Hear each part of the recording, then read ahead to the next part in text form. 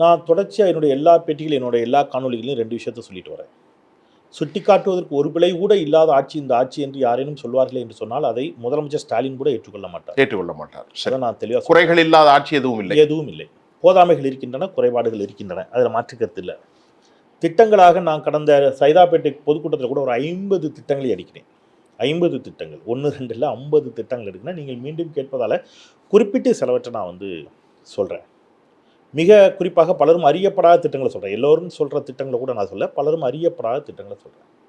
கடந்த 10-15 ஆண்டுகளாக அம்பேத்கர் அயலக கல்வி உதவித்தொகை திட்டம்னு ஒன்று இருக்குது. சரி. அதன் கீழ் பட்டியல் சமூகத்து மாணவர்கள் உயர்கல்வி படிப்பதற்கு வெளிநாடுகளுக்கு செல்லலாம். வெளிநாடுகளுக்கு இங்கே இல்லை, வெளிநாடுகள், இன்டர்நேஷனல் எஜுகேஷன். வெறும் 9 பேர் அனுப்பியிருந்தாங்க கடந்த அஇஅதிமுக ஆட்சியில்.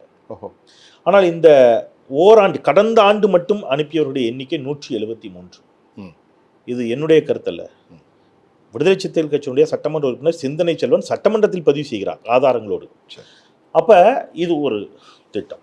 இப்போ இந்த ஆண்டு நான் முதல்வன் திட்டத்தின் கீழ் படித்து பலன் பெற்றவர்கள், இன்னைக்கு வந்திருக்கக்கூடிய செய்தி, நான் முதல்வன் திட்டத்தில் படித்த ஒரு இளைஞர் இஸ்ரோவில் மிகப்பெரிய பொறுப்பில் இன்றைக்கு அமர்கிறார்.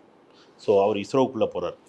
ஐஐடியில் போன ஸ்டூடெண்ட்ஸை பார்த்தோம். ஒரு பழங்குடியின பெண் மாணவி ஐஐடிக்குள்ளே போகிறாங்க. ஐஐஎம் எக்ஸாம் எழுதி கிளியர் பண்ண இளைஞர்களை நம்ம பார்க்குறோம். இதுக்கு ஆண்டுக்கு 1000 பேரை தேர்வு செய்து அவர்களுக்கு 4000 ரூபாய் அவர்களுக்கு உதவித்தொகை கொடுத்து தங்குமிடம், உணவு உள்ளிட்ட பயிற்சிகளோடு அவர்களை தயார்படுத்துகிறாங்க. ரைட். யூபிஎஸ்சி எக்ஸாமுக்கு இந்த ஆண்டு 50 பேர் நான் முதல்வன் திட்டத்தில் கீழ் பலன் பெற்றவர்கள் உள்ளே செல்கிறார்கள்.